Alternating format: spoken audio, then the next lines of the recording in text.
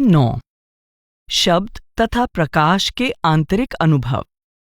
यह बात पहले ही बतलाई जा चुकी है कि बौद्ध धर्म में कुछ अनावश्यक आध्यात्मिक प्रश्नों का उत्तर टाल दिया गया है। यह वास्तव में एक व्यावहारिक मार्ग प्रस्तुत करता है जिस पर चलकर मनुष्य सत्य को यथावत रूप में निर्वाण की गूढ़ शून्यता के रूप में अनुभव करता है। यह सत्य वाणी और विचार से परे है। 6 इंद्रियों द्वारा, मन की परिकल्पना द्वारा और अपने अभ्यासगत प्रवृत्तियों द्वारा व्यक्ति जिन अनुभवों को प्राप्त करता है उनमें ही लिपटे रहना सत्य के साक्षात्कार के मार्ग में बाधक सिद्ध होता है। सत्य को उसके यथावत रूप में पहचानने के लिए मनुष्य को इन बाधाओं से अपने आप को मुक्त करना होगा और अंतर्मुखी बनना होगा, न कि बहिर्मुखी। बुद्ध महात्मा इसी मार्ग का उपदेश देने के लिए संसार में आते हैं। वे हमें उपदेश देते हैं कि किस प्रकार हम उस अज्ञानता को दूर कर सकते हैं जो उस सत्य का साक्षात्कार करने में रुकावट है, जो हमारे अस्तित्व तथा संपूर्ण सृष्टि का आधार है। विश्व की अन्य आध्यात्मिक परंपराओं के समान बौद्ध धर्म में भी यह बताया गया है कि गूढ़ अलौकिक प्रकाश और ध्वनि सर्वत्र व्याप्त है और आंतरिक मार्ग पर चलने वाला एक कुशल अभ्यासी इस अलौकिक प्रकाश और ध्वनि का स्वयं अनुभव करता है। ऐसे आंतरिक अनुभव के संपर्क में आना ही निर्वाण प्राप्ति के मार्ग की कुंजी है। अतः अब हम विचार करेंगे कि बौद्ध ग्रंथों में किस प्रकार आंतरिक प्रकाश और ध्वनि का वर्णन किया गया है। ध्वनि और प्रकाश ही सब कुछ है। बौद्ध धर्म के उपदेशानुसार ध्वनि के द्वारा ही शून्य से सब कुछ प्रकट होता है और यह ध्वनि सर्वत्र व्याप्त है।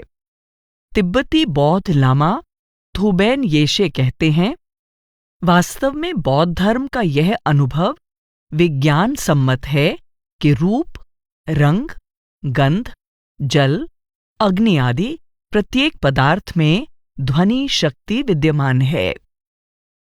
वर्तमान समय के दोछेन, ध्यान दें, दोछेन अर्थात महान परिपूर्णता, जिसे अति योग भी कहते हैं, तिब्बती बौद्ध धर्म के नियंगमा स्कूल में बताया जाने वाला अत्यंत गूढ़ योगाभ्यास है, जिसमें गुरु सीधे अपनी आध्यात्मिक शक्ति को शिष्य तक पहुंचाता है। केवल पिछले कुछ दशकों से ही दोछेन उपदेश आंशिक रूप से उन लोगों को भी उपलब्ध कराए गए हैं जो दीक्षित नहीं हैं। दोछेन सद्गुरुओं में से एक प्रमुख गुरु चोग्याल नामखाय नोरबू शून्य की ध्वनि के विषय में कहते हैं, फिर ध्वनि इतनी महत्वपूर्ण क्यों है? क्योंकि जब हम अपने वास्तविक स्वरूप की बात करते हैं जो सबका स्रोत है, तो यह प्रश्न उठता है कि ध्वनि शून्य से कैसे प्रकट होती है। पहले ध्वनि ही प्रकट होती है और फिर ध्वनि से प्रकाश और उसकी किरणें प्रकट होती हैं। इन तीनों को हमारी आदि शक्ति कहा जाता है। ध्वनि का अर्थ उस साधारण ध्वनि से नहीं है जिसे हम अपने कानों द्वारा सुनते हैं। जब हम ध्वनि के बारे में बात करते हैं तो तुरंत हमें इस बाहर की ध्वनि का ध्यान आता है। यह बाहर की ध्वनि ही है जिसे हम अपने कानों द्वारा सुन सकते हैं। एक आंतरिक ध्वनि भी है जिसे हम केवल स्पंदन द्वारा अनुभव कर सकते हैं। आंतरिक ध्वनि सुनने या अनुभव करने के लिए हमें स्थूल कानों की आवश्यकता नहीं है। इससे भी अधिक महत्वपूर्ण है गुप्त ध्वनि। हम इस गुप्त ध्वनि की खोज तभी कर सकते हैं जब हम अपने वास्तविक स्वरूप की पहचान कर लें। जब हम अपने वास्तविक स्वरूप की पहचान कर लेते हैं और यह जान जाते हैं कि इसका इस शक्ति के साथ क्या संबंध है और यह कैसे प्रकट होती है, तभी हम उस गुप्त ध्वनि की भी पहचान कर पाते हैं। ज़ेन कवि टाकोन सोहो शून्यता की ध्वनि के विषय में कहते हैं, कान के अंदर अनेक आवाजों का गुंजन हो रहा है, परंतु उनका मूल स्रोत वह है जिसे निःशब्द का शब्द कहा जा सकता है। ज़ैन बौद्ध धर्म में आंतरिक ध्वनि का स्पष्ट रूप से उल्लेख किया गया है और इसे ही परम सत्य माना गया है। उदाहरण के लिए, एक ज़ैन बौद्ध गुरु सोयन शाकु कैनन, जो जापानी भाषा में अवलोकितेश्वर का नाम है, की चर्चा करते हैं। कैनन शब्द कॉन जी ऑन का संक्षिप्त रूप है, जिसका अर्थ है वह जो ब्रह्मांड की ध्वनि का प्रत्यक्ष अनुभव करता है। सोयन शाकु कहते हैं, सत्य केवल एक है और हम इसे किसी भी नाम से पुकार सकते हैं। आप इसे परमात्मा, विवेक शक्ति, जीवन शक्ति, तथता अथवा प्रेम किसी भी नाम से पुकार सकते हैं, परंतु बौद्ध धर्म में इसे शब्द कहा गया है और यह भी बताया गया है कि सभी पदार्थ एक शब्द से ही बने हैं, जिसमें प्रत्येक बेमेल स्वर का सदा ही समावेश हो जाता है। जो ब्रह्मांड की इस ध्वनि या शब्द को सुनता है, वह उस व्यक्ति से न कम है न अधिक, जो अपने गूढ़ आध्यात्मिक ज्ञान द्वारा सृष्टि के मूल रहस्य की गहराई तक पहुंच चुका है, इसके प्रत्येक पदार्थ का रहस्य जानता है और यह भी जानता है कि इनकी उत्पत्ति का कारण क्या है, ये ऐसे क्यों हैं, किसी और रूप में क्यों नहीं, और जिसके जीवन और विचारों का उस मन यानी चेतना के साथ पूर्ण सामंजस्य है, जो संपूर्ण ब्रह्मांड के भाग्य का नियंत्रण करता है। जैसा कि हम कहते हैं, वह दूसरे किनारे तक पहुंच गया है, वह बुद्ध है, उसने निर्वाण प्राप्त कर लिया है। यह बताते हुए कि शब्द या ध्वनि ही सबका स्रोत है और यही सृष्टि को एक रूपता देने वाली शक्ति अथवा ताकत है, वे कहते हैं, न केवल बहती हुई हवा, गरजती हुई लहरें और बांसुरी की सुरीली ध्वनि, परंतु पर्वत, नदियां, समुद्र, सूर्य, आकाश और प्रत्येक वस्तु जो अस्तित्व में है, वह उस शाश्वत, चरम और एक रूपता प्रदान करने वाली ध्वनि के अनेक स्पंदनों के अतिरिक्त और कुछ भी नहीं है। प्रसिद्ध बौद्ध लेखक और अनुवादक एडवर्ड कॉन्स के अनुसार, शब्द या ध्वनि उस शक्ति अथवा ताकत का सार रूप है जो इस विश्व को चलाने वाली है। किसी अन्य की तुलना में शब्द या ध्वनि शक्ति के सार रूप से सर्वाधिक नजदीक है। प्रत्येक शब्द में निहित शब्दांशों का विश्लेषण किया जा सकता है और भिन्न भिन्न शब्दांश न केवल भिन्न भिन्न दैवी शक्तियों अथवा देवी देवताओं के अनुरूप हैं, अपितु एक शब्दांश अथवा अक्षर को किसी दैवी शक्ति का आह्वान करने के लिए प्रयोग में लाया जा सकता है और इसी कारण इसे उस दैवी शक्ति का बीज रूप कहा जा सकता है। ठीक उसी प्रकार जिस प्रकार गेहूं के दाने में पूरा पौधा निहित होता है। प्रसिद्ध महायान ग्रंथ सुखावती व्यू में आनंदलोक सुखावती के सुख और सुंदरता का वर्णन करते हुए महात्मा बुद्ध ध्वनि और प्रकाश का उल्लेख करते हैं। वे आनंद से कहते हैं, हे आनंद, इस आनंद धाम सुखावती में भिन्न भिन्न प्रकार की नदियां बहती हैं। ये सभी नदियां आनंद देने वाली हैं, जिनमें विभिन्न रत्नों से युक्त जल प्रवाहित होता है और जो मधुर ध्वनि से गुंजायमान हैं, जो गहन, अज्ञात, गूढ़, स्पष्ट, कर्णप्रिय, हृदय को लुभाने वाली, मधुर, आनंददायिनी, कभी न उबाने वाली, कभी अप्रिय न लगने वाली और सदा सुनने में सुखदायक है। ऐसी ध्वनियों को सुनने के बाद प्रत्येक साधक को परम आनंद और सुख का अनुभव होता है और वह उपराम, निर्विकार, शांत, स्थिर, स्वभावगत धर्म में स्थित होने के साथ साथ अनेक सद्गुणों में संपन्न हो जाता है, जिनके द्वारा उसे पूर्ण ज्ञान की प्राप्ति होती है। संबोधि, प्रकाश और ध्वनि का एक अनुभव। महात्मा बुद्ध ने अपनी आध्यात्मिक खोज के आरंभिक काल में मन को वश में करने के लिए उपवास तथा इंद्रिय निग्रह आदि कई प्रकार के साधन अपनाए, परंतु आंतरिक अभ्यास यानी समाधि का सही तरीका अपनाने के बाद ही उनका प्रज्ञा चक्षु खुला और उन्हें प्रकाश दिखाई दिया। महात्मा बुद्ध कहते हैं कि इस अनुभव के बाद वे मार्ग पर दृढ़ बने रहे। असंख्य सत्कर्मों द्वारा मैंने अपने आप को भ्रमों से मुक्त कर लिया है और अनेक प्रकार के प्रकाश का अनुभव किया है। सभी प्रकार के सद्गुणों के अभ्यास द्वारा मैं दृढ़तापूर्वक बुद्ध के मार्ग का अनुसरण करता हूँ। संबोधि के समय महात्मा बुद्ध को जो अनुभूति हुई, उसके विषय में एक ब्राह्मण को बताते हुए वे प्रकाश के अनुभव का इस प्रकार वर्णन करते हैं।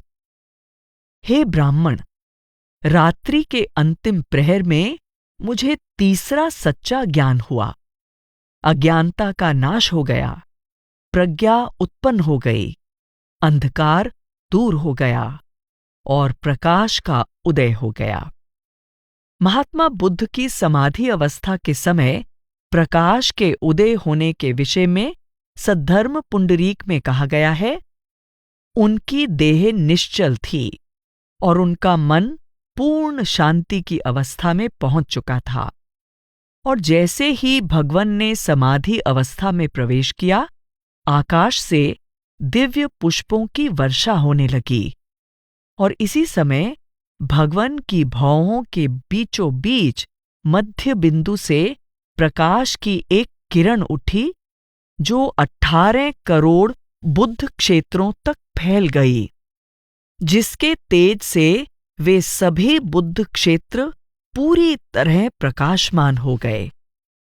फिर महात्मा बुद्ध की संबोधि की अद्भुत अवस्था का, जो भव्य प्रकाश और ध्वनि से परिपूर्ण थी, संकेत देते हुए ललित वित्सर में कहा गया है, सभी ब्रह्मांड एक भव्य प्रकाश से जगमगा उठे, वे गुंजायमान हो उठे, अतिशय रूप से गूंज उठे और उनकी गूंज सर्वत्र व्याप्त हो गई और एक दिव्य ध्वनि गूंज उठी।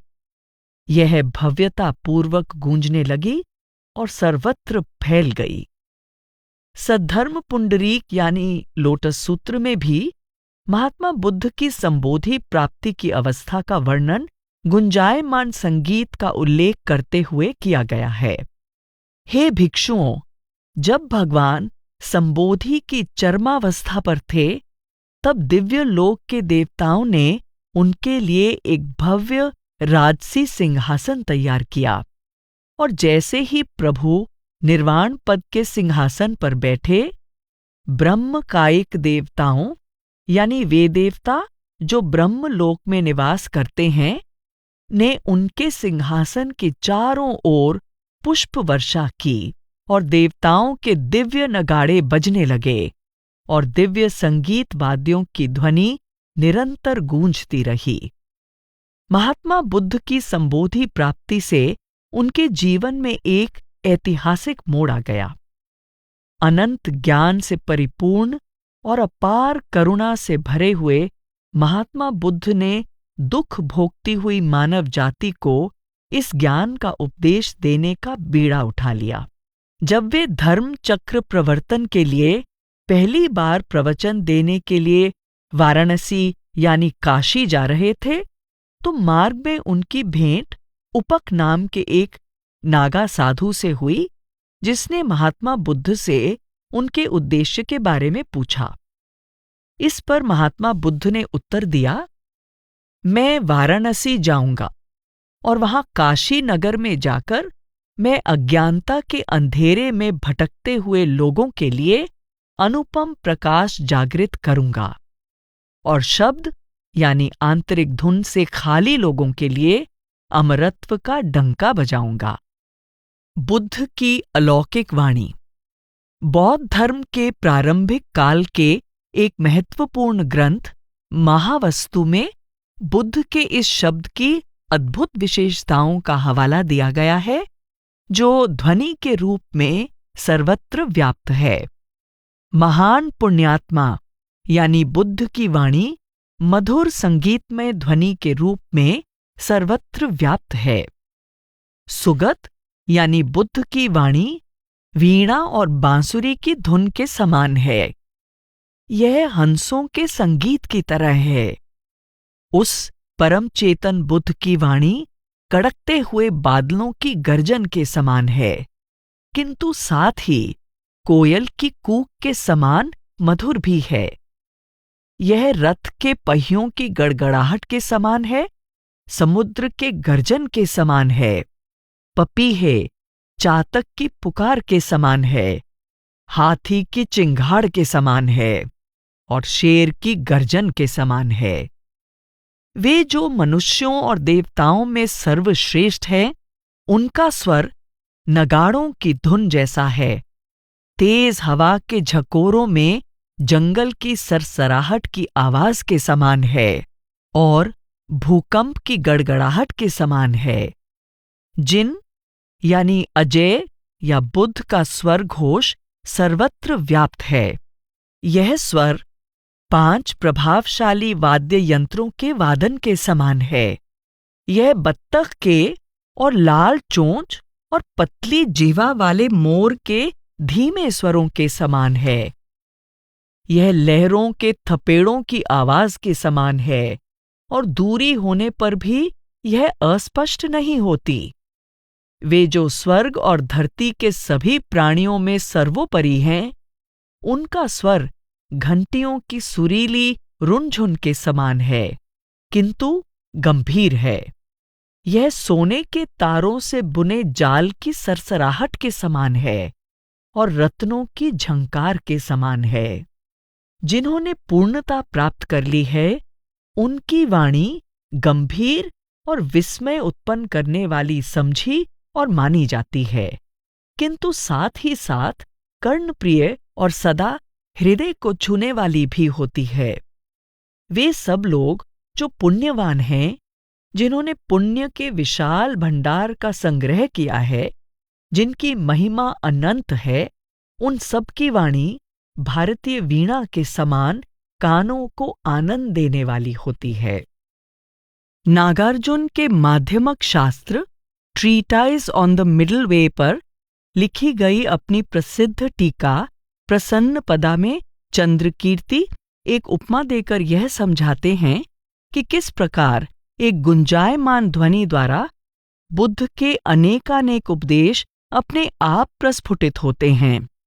जिस प्रकार एक यंत्र चालित संगीत वाद्य तूर्य किसी के बजाए बिना ही हवा के झोंकों से अपने आप बजने लगता है, उसी प्रकार बुद्ध से अपने आप शब्द प्रस्फुटित होते हैं। जैसा कि महात्मा बुद्ध अपने एक प्रमुख शिष्य महाकाश्यप को बताते हैं, एक विशाल बादल के उमड़ने के समान तथागत प्रकट होते हैं, अपने स्वर को ऊंचा करते हैं और अपने ऊंचे स्वर में घोष करते हैं, काश्यप, मैं वही हूं जो यह जानते हुए भी कि धर्म का सार एक ही है, जो मुक्ति का सार है, जो सदैव शांत है और जो निर्वाण की नित्य शक्ति की अवस्था तक ले जाने वाला है, उस सर्वज्ञता के ज्ञान को मैं सब पर एकाएक प्रकट नहीं करता हूं। काश्यप, तुम चकित हो, हैरान हो कि तुम तथागत के रहस्यपूर्ण तथा गूढ़ वचनों को समझ नहीं पा रहे हो। ऐसा क्यों है? क्योंकि काश्यप तथागत, अरहत और संबोधि प्राप्त महात्माओं की रहस्यपूर्ण और गूढ़ वाणी को समझना बहुत कठिन है। चंद्र कीर्ति गुह्या समाज तंत्र में से एक उदाहरण देते हैं, जिसमें एक प्रश्न के उत्तर में यह बताया गया है कि किस प्रकार भगवान वास्तव में बिना कोई शब्द बोले अनेक उपदेश देते हैं।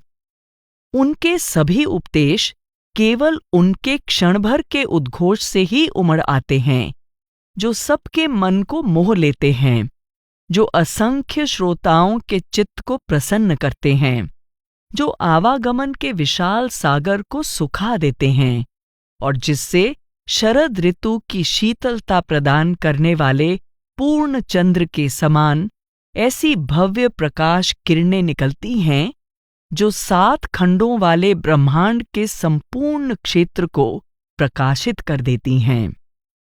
समाधिराज सूत्र में भी ऐसा ही कथन है। हे जगत का कल्याण करने वाले प्रभु, आपके एक घोष द्वारा अनेकों की मुक्ति के लिए विभिन्न उपदेश प्रस्फुटित हो जाते हैं। सद्धर्म पुंडरीक यानी लोटस सूत्र में महात्मा बुद्ध घोषणा करते हैं, मैं एक ही स्वर में धर्म की चर्चा करता हूं। महात्मा बुद्ध के इस उद्घोष के साथ एडवर्ड कॉन्स आगे दिए गए कथन जोड़ देते हैं। इसका उपयुक्त अनुवाद करना असंभव सा लगता है। यह वाक्य महासंघिकों के सिद्धांत को सूचित करता है, जिसके अनुसार बुद्ध केवल एक ही घोष द्वारा धार्मिक जगत के संपूर्ण विस्तार को प्रकट कर देते हैं। वे केवल एक शब्द बोलते हैं और सभी प्राणी अपने अपने स्वभाव के अनुरूप धर्मोपदेश ग्रहण कर लेते हैं, ताकि उनमें से प्रत्येक में जो जो त्रुटियां हैं, वे उन त्रुटियों को दूर करने के योग्य हो सकें। केवल एक घोष द्वारा ही बुद्ध संपूर्ण धर्म को उद्घोषित कर सकते हैं और उसको सुनने वाले उस ज्ञानोपदेश को अपनी अपनी विशेष प्रवृत्ति के अनुसार ग्रहण कर लेंगे, चाहे वह उपदेश स्थूल है या सूक्ष्म। इसके अतिरिक्त सद्धर्म पुंडरीक में भी महात्मा बुद्ध आनंद के बुद्धत्व प्राप्त करने के बारे में भविष्यवाणी करते हुए कहते हैं, वे एक जिन यानी बुद्ध बनेंगे जो महान आध्यात्मिक शक्तियों से संपन्न होंगे और उनका शब्द जगत की सभी दशों दिशाओं में गूंजेगा। इस बात पर ध्यान देना आवश्यक है कि सद्धर्म पुंडरीक में जिन तथागतों का वर्णन है, उनमें से बहुतों के नाम से ही इस बात का संकेत मिलता है कि वे ध्वनि अथवा प्रकाश का मूर्त रूप हैं। कुछ उदाहरण इस प्रकार हैं। सिंह कोश यानी जिसकी आवाज शेर की गर्जन के समान है।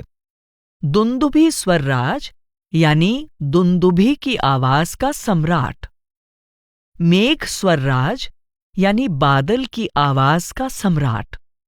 मेघ दुंदुभि स्वरराज यानी दुंदुभि तथा बादल की आवाजों का सम्राट। जलधर गर्जित घोष सुस्वर नक्षत्र राज संकुसुमिता भिज्ञा यानी वह जिसकी मधुर आवाज बादल की गर्जन जैसी है, जिसका तेज दिव्य नक्षत्रों के राजा के समान है और जिसका महान ज्ञान पूर्णतः प्रफुल्लित है। बुद्ध के अलौकिक स्वरूप की अनुभूति। हम देख चुके हैं कि महात्मा बुद्ध का वास्तविक स्वरूप शाश्वत धर्मकाय है, परंतु दुख भोगने वाले प्राणियों के प्रति करुणा कर वे अनेक देह स्वरूप अथवा निर्माणकाय धारण करते हैं और लोगों को मुक्ति प्राप्त करने में सहायता करते हैं। इसके अतिरिक्त आंतरिक अभ्यास में लगे हुए अभ्यासी के सामने बुद्ध अपने दिव्य स्वरूप में प्रकट होते हैं। मेरा वास्तविक स्वरूप हजारों करोड़ों मंडलों में अपरिवर्तनशील रहा है और मैं अनंत युगों से प्राणियों को धर्म का उपदेश देता रहा हूं। मेरे देह त्याग के पश्चात अपने उस उत्साही भक्त के लिए जो इस सूत्र के प्रचार में लगा है, मैं अनेक निर्माणकाय भेजूंगा, और जब वह एकांत में रहते हुए किसी शांत स्थान, जंगल हो या पहाड़ी स्थान में बैठा हुआ निरंतर जाप करता रहेगा, उस समय मैं उसके सामने अपने दिव्य स्वरूप में प्रकट हो जाऊंगा और उसे भूले हुए सबक को याद करने में सहायता दूंगा। एक बुद्ध महात्मा अथवा सच्चा गुरु अपने शिष्यों के लिए कभी मरते नहीं हैं, और वे अपनी प्रज्ञा और करुणा से जब भी उचित समझते हैं, अपने शिष्यों के सामने प्रकट हो जाते हैं। शिष्य स्वभावतः सच्चे बुद्ध का आंतरिक स्वरूप देखकर भाव विह्वल हो उठता है। सद्धर्म पुंडरीक में एक स्थान पर बोधिसत्वों द्वारा बुद्ध का दर्शन किए जाने का वर्णन इन शब्दों में मिलता है। यह दृश्य देखकर भगवान शाक्यमुनि का दर्शन करके वे चकित रह गए, आश्चर्य और आनंद से मंत्रमुग्ध हो उठे, और उन्होंने आकाश से यह घोष सुना जिससे यह पुकार उठ रही थी। वहां तथागत, जिन्हें शाक्यमुनि कहा जाता है, जो अरहत हैं, वे अब बोधिसत्वों के सामने सच्चे धर्म रूपी कमल का धर्म पर्याय यानी सत्य का द्वार गूढ़ रहस्य प्रकट कर रहे हैं। इसे आनंद पूर्वक सच्चे हृदय से स्वीकार करो और भगवान शाक्यमुनि तथागत का अभिवादन करो। इस बात का संकेत देते हुए कि एक गुरु अपने देह त्याग के पश्चात अपने निष्ठावान शिष्यों के सामने धर्मकाय रूप में प्रकट होते हैं, सद्धर्म पुंडरीक में इस प्रकार विश्वास दिलाया गया है। तथागत के परिनिर्वाण के पश्चात जो बोधिसत्व उनका ध्यान करते हुए धर्म पर्याय का उपदेश देते हैं, इसके विषय में लिखते और पढ़ते हैं, वे धर्म की उस पावन वाणी को अवश्य सुनते हैं, शब्दम शृणुते विशुद्धम, जो बुद्ध विश्व के सामने प्रकट करते हैं, और वे बुद्ध की इस वाणी को ग्रहण करते हैं। महात्मा बुद्ध इस बात का भी संकेत देते हैं कि एक निष्ठावान शिष्य को स्वप्नावस्था में भी बुद्ध के दर्शन होते हैं और उनकी आवाज सुनाई देती है। वे सपने में तथागत का स्वर्णिम प्रकाशमान स्वरूप में दर्शन करते हैं और देखते हैं कि प्रभु अपनी मधुर वाणी से असंख्य प्राणियों को धर्म का उपदेश दे रहे हैं, और उनके स्वरूप से सहस्त्रों प्रकाश किरणें चारों ओर फैल रही हैं। यहाँ एक अभ्यासी गूढ़ समाधि की अवस्था में तथा स्वप्नावस्था में हुए अपने अनुभवों का उल्लेख इस प्रकार करता है। पुनः वह अपने आप को पहाड़ी गुफाओं में धर्म की साधना करते हुए देखता है, और साधना द्वारा वह धर्म के वास्तविक स्वरूप को प्राप्त कर लेता है, और पूर्ण एकाग्रता की अवस्था प्राप्त करके वह जिन यानी बुद्ध का दर्शन करता है। स्वप्न में सैकड़ों प्रकाशमान चिन्हों से युक्त उस स्वर्णिम प्रकाशमान स्वरूप को देखकर वह धर्म की वाणी सुनता है। अंत में हमें इस बात को भी ध्यान में रखना चाहिए कि महात्मा बुद्ध अपने धर्मकाय को उनके सामने प्रकट नहीं करते जिन्हें गुरु के दर्शन की कोई तड़प नहीं है। महात्मा बुद्ध कहते हैं, मैं देखता हूं कि किस प्रकार प्राणी दुख भोग रहे हैं, परंतु मैं उन्हें अपना वास्तविक स्वरूप नहीं दिखलाता। पहले उनके मन में मेरे दर्शन के लिए अभिलाषा जागृत हो जाए, इसके पश्चात ही मैं उनके सामने वास्तविक धर्म को प्रकट करूंगा। आंतरिक अभ्यास में प्रकाश तथा ध्वनि के अनुभव। बौद्ध धर्म की अलग अलग शाखाओं और उनके धर्म ग्रंथों का अध्ययन करने पर हमें पता चलता है कि पारस्परिक भिन्नताओं के बावजूद उनमें प्रायः यह उल्लेख पाया जाता है कि ध्यान में पूर्ण एकाग्रता प्राप्त होने पर आंतरिक धुन सुनाई देती है और आंतरिक प्रकाश दिखाई देता है, और यह सुनना और देखना आंतरिक अभ्यास का अंग है। प्रसिद्ध शूरंगम सूत्र में प्रज्ञावान बुद्ध मंजूश्री स्पष्ट करते हैं कि प्रभु अवलोकितेश्वर की साधना सबके लिए सबसे आसान और सर्वश्रेष्ठ विधि है। यद्यपि प्रभु अवलोकितेश्वर के साथ जुड़ी हुई कुछ अलग अलग अभ्यास विधियां हैं, पर जिस विधि का वर्णन मंजूश्री करते हैं वह धुन सुनने पर आधारित है। मंजूश्री विश्व पूजित महात्मा बुद्ध से कहते हैं, अब मैं विश्व पूजित प्रभु के समक्ष निवेदन करता हूं कि इस संसार में प्रकट होने वाले सभी बुद्ध महात्मा उस सर्वश्रेष्ठ विधि का उपदेश दें जो सर्वव्यापी धुन की साधना में निहित है। इस धुन को सुनकर समाधि अवस्था प्राप्त की जा सकती है। अवलोकितेश्वर भी इसी प्रकार दुखों से मुक्त हुए थे। आंतरिक स्थिरता, एकाग्रता तथा विशुद्धि द्वारा ध्यान अंतर्मुख हो जाता है, जिससे अभ्यासी आंतरिक धुन को सुन सकता है। पाली त्रिपिटक के दीघ निकाय में महात्मा बुद्ध मगध के राजा अजातशत्रु को यह बतलाते हैं कि अभ्यासी की जो भी उपलब्धियां होंगी वे साधना द्वारा ही प्राप्त होंगी और यह साधना आंतरिक है। जब साधक का मन इस प्रकार एकाग्र, शुद्ध, पवित्र, दोष रहित, बाहरी विकारों से मुक्त, नम्र, विनीत, स्थिर और शांत हो जाता है, तब वह पूरी तन्मयता से दिव्यवाणी सुनने का प्रयास करता है। दिव्य श्रवण शक्ति द्वारा, जो मनुष्यों की स्थूल श्रवण शक्ति से बढ़कर है, साधक बाहरी और आंतरिक दोनों प्रकार की आवाजें सुन सकता है, चाहे वे दूर से आ रही हों या पास से। हे राजन, जिस प्रकार कोई व्यक्ति ऊंची सड़क पर हो और उसे किसी ढोलक, नगाड़े, शंख अथवा दुंदुभी की आवाज सुनाई दे, तो वह स्पष्ट और निश्चित रूप से जान जाएगा यह नगाड़े की आवाज है, यह शंख की आवाज है और यह दुंदुभी की आवाज है।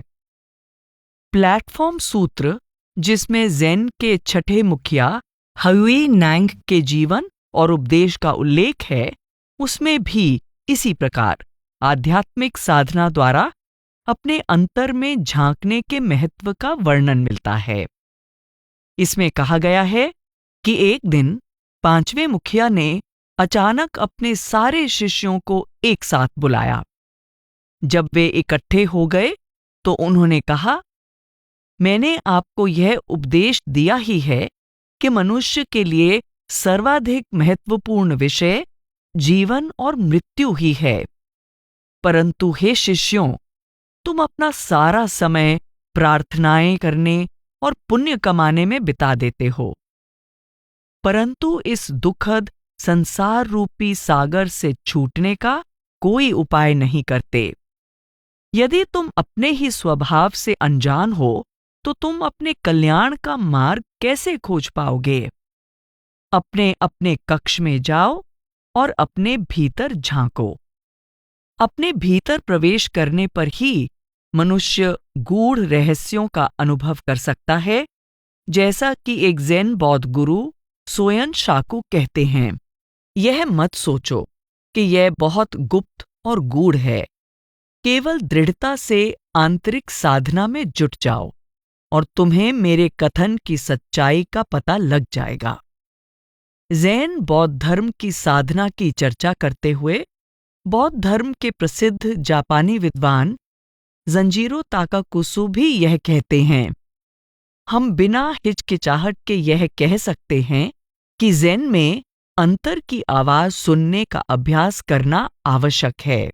सुआन शाह शिहपे भी अपने अंतर में ही देखने और सुनने के महत्व की ओर संकेत करते हैं। मैं चौन में कैसे प्रवेश कर सकता हूं? क्या तुम्हें नदी की कलकल ध्वनि सुनाई देती है? हाँ, तुम्हें उसी में प्रवेश करना है। गुरु और शिष्य के बीच के इस संवाद से यह संकेत मिल सकता है कि चाहे वह ध्वनि जो शिष्य को एकाग्रता की आरंभिक अवस्था में सुनाई देती है नदी की कलकल ध्वनि के समान धीमी तथा अस्पष्ट हो, तो भी इस पर ध्यान टिकाकर साधक आंतरिक अनुभव के जगत में प्रवेश कर सकता है। गुरु पद्म संभव उस आंतरिक अभ्यास की छानबीन करते हैं जो निर्मल प्रकाश की ओर ले जाता है। और जब तुम अंतर में अपने मन को अपने भीतर देखते हो, और यदि वहां कोई दूसरा नहीं है जो अपने सोच द्वारा विचारों को मूर्त रूप दे, तब विचारों से खाली तुम्हारा अपना सूक्ष्म मन एकदम निर्मल हो जाएगा। चूंकि तुम्हारी अपनी आंतरिक चेतना का निर्मल प्रकाश शून्य है, यह धर्मकाय है, और यह बिना बादलों के स्वच्छ आकाश में उगते हुए सूर्य के समान है।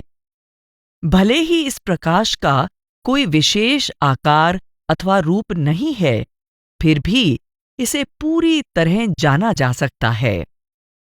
चाहे कुछ समझ आए या नहीं, इसका अर्थ विशेष महत्व रखता है। तिब्बती लामाओं द्वारा आंतरिक शब्द सुनने और अंतर में दृश्य देखने का वर्णन लामा थुबेन येशे ने भी किया है। यदि तुम ध्यान से सुनते हो, तो तुम्हारे मस्तिष्क में सदैव कोई आवाज सुनाई देती है। मेरे लिए तो वहां शब्द ही शब्द गूंज रहा है।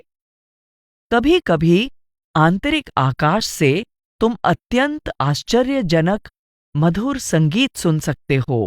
यह स्वाभाविक है। सच में, वास्तव में कुछ लामाओं ने आंतरिक दृश्य देखे हैं और आंतरिक संगीत सुना है। यह बहुत ही गूढ़ शब्द धुन है।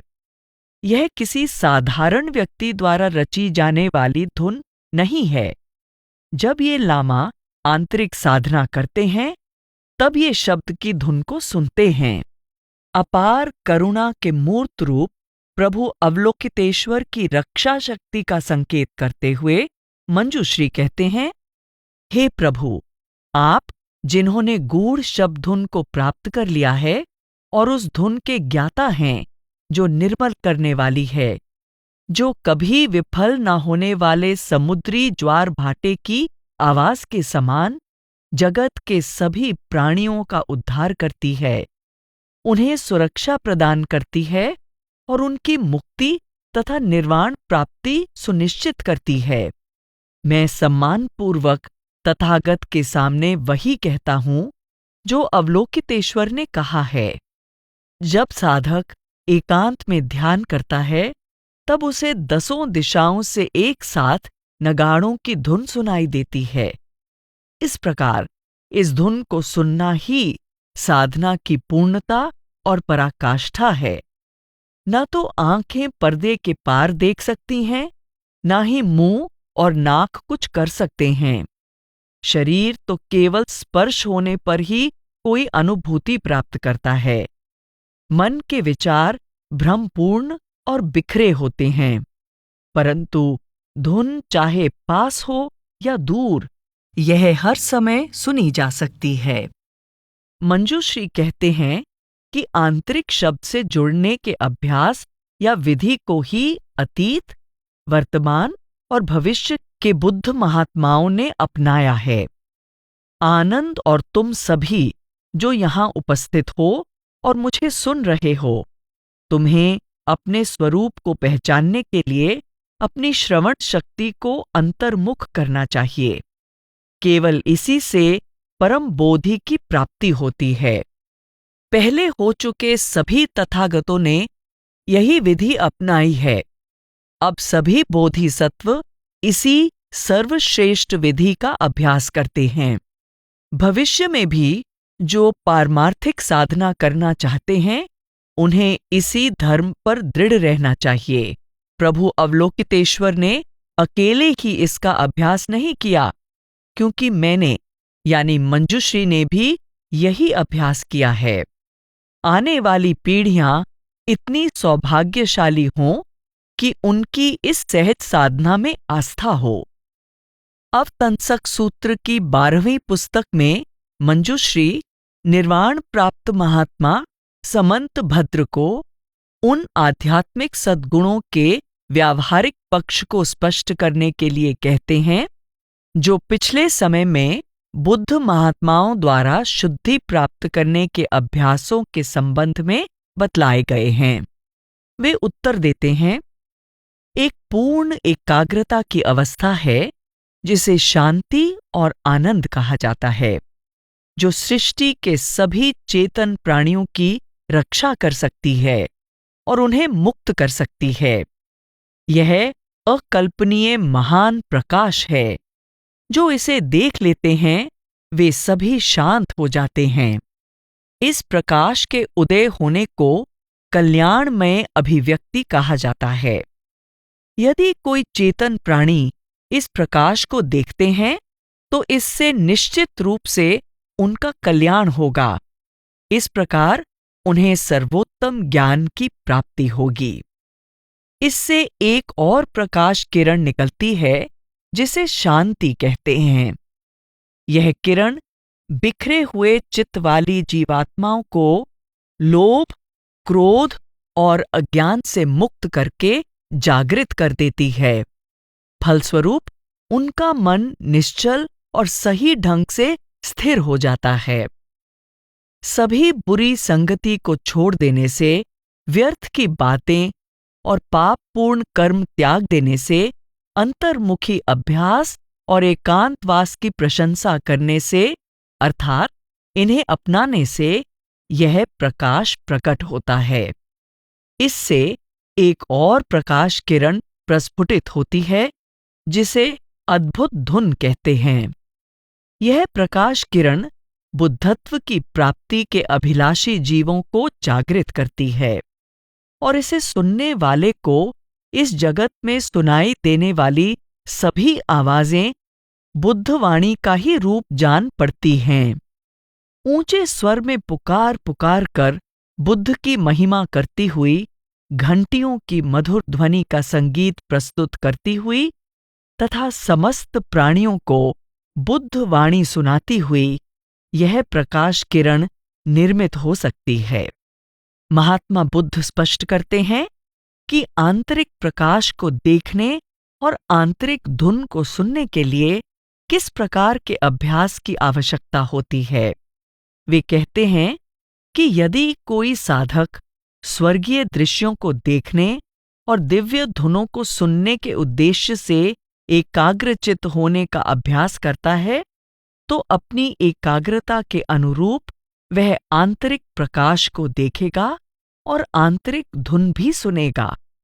शुरू में अपने आप को आंतरिक धुन के साथ जोड़ना बहुत कठिन लग सकता है।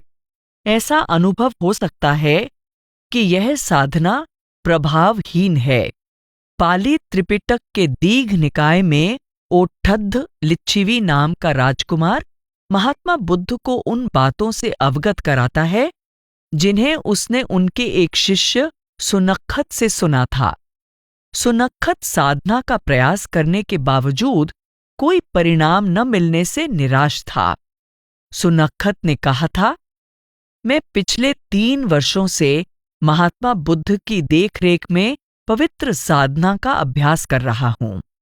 मैं इच्छाओं को शांत करने वाले और मन को वश में करने वाले और सुंदर दीख पड़ने वाले दिव्य स्वरूप को देख सकता हूं, परंतु मैं इसी प्रकार दिव्य वाणी को नहीं सुन सकता। राजकुमार ओठद्ध सुनक्खत के वृत्तांत के विषय में महात्मा बुद्ध से पूछता है, अब मान्यवर, क्या सुनक्खत ठीक कहता है और क्या ऐसी दिव्य ध्वनियां हैं जिन्हें वह नहीं सुन पाया या दिव्य ध्वनियां हैं ही नहीं? महात्मा बुद्ध उत्तर देते हैं, दिव्य ध्वनियां निश्चित रूप से हैं जो सुनने में मधुर, इच्छाओं को शांत करने वाली और मन को वश में करने वाली हैं। राजकुमार ओठद्ध उत्तर देता है, तो भगवन, फिर क्या कारण है कि सुनक्खत उन ध्वनियों को नहीं सुन पाता?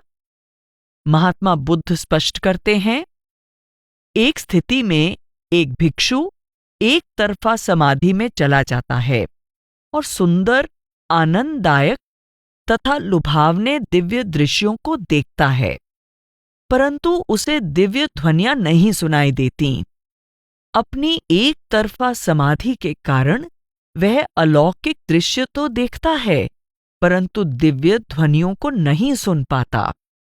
ऐसा क्यों है? क्योंकि ऐसी समाधि अवस्था में केवल अलौकिक दृश्य ही देखे जा सकते हैं, दिव्य ध्वनियां नहीं सुनी जा सकती। एक अन्य स्थिति में एक भिक्षु दिव्य ध्वनियों को सुन सकता है, परंतु दिव्य दृश्यों को नहीं देख सकता। एक और स्थिति में एक भिक्षु दो तरफा समाधि में पहुंच जाता है और फलस्वरूप वह सुंदर, आनंददायक तथा लुभावने दिव्य दृश्यों को भी देखता है तथा अलौकिक ध्वनियां भी सुन सकता है। ऐसा क्यों है? क्योंकि इस दो तरफा समाधि द्वारा दिव्य दृश्य देखना तथा दिव्य ध्वनियों को सुनना दोनों ही संभव हैं। अलग अलग लोकों में प्रकाश तथा धुन की भिन्न भिन्न रूप से अनुभूति होती है। अब तंसक सूत्र में कई अलग अलग लोकों का वर्णन किया गया है, जिनमें प्रत्येक लोक में बादलों में चमकती बिजली के अलग अलग रंग बतलाए गए हैं। इसे विशेष रूप से बतलाते हुए इसकी कई उपमाएं दी गई हैं। यह सूर्य के प्रकाश के समान है, चंद्रमा के प्रकाश के समान है, स्वर्णिम गुलाब के समान है, वज्र मणि के हरे पीले रंग जैसी बर्फ के समान है, रत्नों की खान के रंगों जैसा है। धुन के विषय में इसमें यह कहा गया है कि वहां बड़े बड़े नगाड़ों की आवाज के समान गर्जन है, संगीत के समान स्वर हैं। यह ध्वनियां शहनाई की धुन के समान हैं। इसमें यह भी बताया गया है कि साधारण लोगों के बीच इसके आंतरिक खंडों की आवाज तट से टकराती लहरों की आवाज के समान प्रतीत होती है। इसमें कहा गया है, दूसरों को आनंद देने वाले स्वर्ग में प्रवेश करने पर यह गर्जन ब्रह्मा की आवाज के समान है। प्रस्फुटन का आनंद देने वाले स्वर्ग में यह बड़े बड़े नगाड़ों की आवाज के समान है। आनंदमय स्वर्ग में यह संगीत की आवाज के समान है। काल विभाजन से संबंधित स्वर्ग में यह देव कन्याओं की वाणी के समान है। 33 दिव्य खंडों वाले स्वर्ग में यह अनेकों किन्नरों की आवाज के समान है। ध्यान दें, किन्नर और गंधर्व दिव्य लोकों के निवासी हैं। ऐसा कहा जाता है कि स्वर्ग के सभी पक्षियों में से सबसे अधिक मधुर स्वर कलविंक पक्षी का ही होता है। यक्ष पुण्यशील आत्मा के परिचर होते हैं। संसार की निगरानी करने वाले 4 दिक्पालों के स्वर्ग में यह गंधर्वों की आवाज के समान है। समुद्र में इसकी आवाज पर्वतों के आपस में टकराने जैसी है। किन्नरों के बीच यह शहनाई की आवाज के समान है। नाग देवताओं के महलों में यह कलविंक पक्षियों के कलरव के समान है। यक्षलोक में यह नाग कन्याओं की आवाज के समान है। दानवों के बीच यह दिव्य नगाड़ों की आवाज के समान है। मनुष्यों के बीच यह तट से टकराती लहरों की आवाज के समान है। आगे कही गई पंक्तियों में उस अवस्था की चर्चा की गई है जहां ज्ञान का साक्षात्कार करने वाले बुद्ध कर्म रहित कर्म क्षेत्र, जो शून्य क्षेत्र है, से एक रूप होकर स्वयं प्रकाश और धुन को प्रकट करते हैं। हम एक निपुण नर्तक की तुलना द्वारा इस चरमावस्था को भली भांति समझ सकते हैं, जो नृत्य के साथ एकात्म होकर नृत्य बन जाता है, जहां वह नृत्य ही है। दूसरे शब्दों में, अभ्यासी जिस पर ध्यान एकाग्र करता है उसी में लीन हो जाता है और उसके साथ एक रूप हो जाता है। इस प्रकार द्वैत भाव समाप्त हो जाता है। बुद्ध मार्ग पर दृढ़ रहकर ही अभ्यासी बुद्ध के समान उसी नृत्य में लीन हो जाता है और अंततः अपने भीतर बुद्ध का साक्षात्कार करके उन्हीं का रूप हो जाता है। बुद्ध नृत्य से एकाकार होकर जब वह बुद्ध रूप में परिवर्तित होने लगता है, तब उसके बुद्ध स्वरूप से इस परिवर्तन के अनुकूल प्रकाश और शब्द निकलते हैं, जैसा कि महायान के महारत्नकूट सूत्र में कहा गया है। शून्यता और निष्कर्मता के ज्ञान द्वारा मैं परस्पर मिश्रित प्रकाश उत्पन्न करता हूँ। बाहरी जड़ पदार्थ रिक्त, आपाभाव से रहित, निष्क्रिय और विचार शून्य हैं, फिर भी वे विभिन्न रूपों को प्रकट कर सकते हैं। यह शरीर स्वभाव से रिक्त, आपाभाव से रहित और निष्क्रिय है, फिर भी यह अनेक ध्वनियां प्रकट कर सकता है। सच्चे बुद्ध को केवल मनुष्य शरीर में ही पाया जा सकता है। यही बात पहले कही गई पंक्तियों में अभिव्यक्त की गई है। परस्पर मिश्रित ज्योतियों, विभिन्न रूपों और अनेक ध्वनियों का प्रकट होना, ये सब अभ्यासियों की अपनी आध्यात्मिक यात्रा के दौरान होने वाली आंतरिक अनुभूतियां हैं, जो उन्हें बुद्ध की शरण में आने पर होती हैं तथा उन्हें भ्रमों से मुक्त करती हैं। सुखावती व्यू यानी प्योर लैंड सूत्र में यह कहा जाता है कि वे अभ्यासी जो अपना आध्यात्मिक अभ्यास अत्यंत दृढ़ता से करते हुए आंतरिक मार्ग पर आगे बढ़ते हैं, वे अंततः सुखावती पहुंच जाते हैं, जो परम आनंद का लोक है, जहां से वापस नहीं लौटना पड़ता और जहां से निर्वाण की प्राप्ति की जा सकती है। सुखावती व्यूह में इस लोक के आनंद और सौंदर्य के साथ साथ यहाँ की सुरीली एवं मुग्ध कर देने वाली ध्वनि और दिव्य प्रकाश को भी बताया गया है।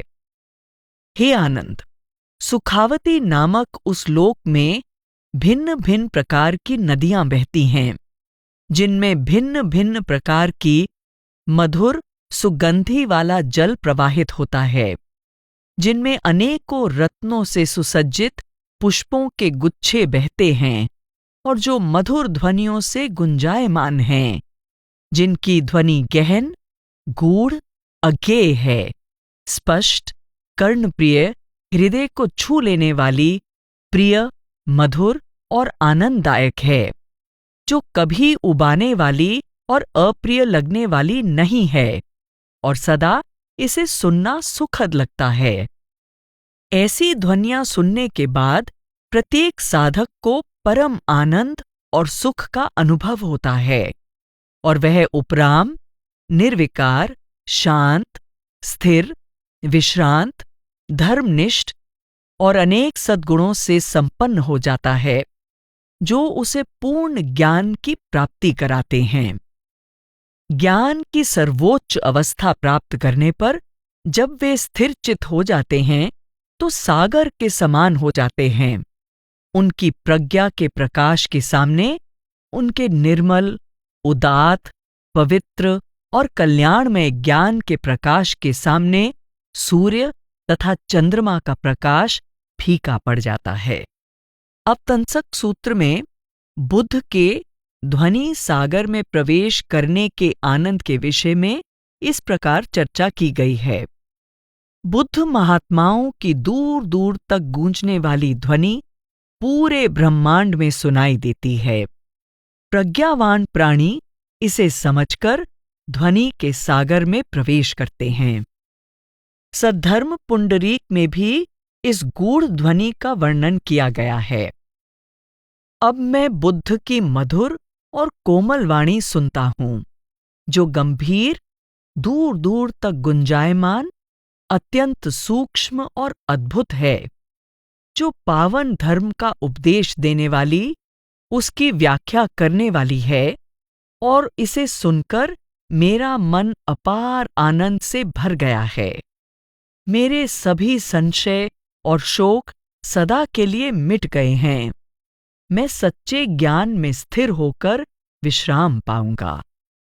हमने इस अध्याय में सुना है कि बौद्ध धर्म के बहुत से प्रसिद्ध धर्म ग्रंथ यह उपदेश देते हैं कि आंतरिक धुन और ज्योति ही वह लुभावनी और आंतरिक उत्थान कराने वाली बुद्ध प्रकृति है जो हर एक के भीतर निवास करती है, और वास्तव में वही हमारी अपनी असली प्रकृति है।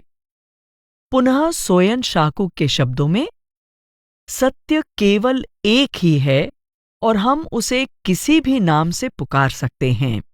आप उसे ईश्वर, विवेक शक्ति, जीवन शक्ति, तथता या प्रेम किसी भी नाम से पुकार सकते हैं, परंतु बौद्ध धर्म ने उसे शब्द कहा है और यह घोषणा की है कि सभी पदार्थ उस एक शब्द से ही बने हैं, जिसमें प्रत्येक बेमेल स्वर का सदा ही समावेश हो जाता है।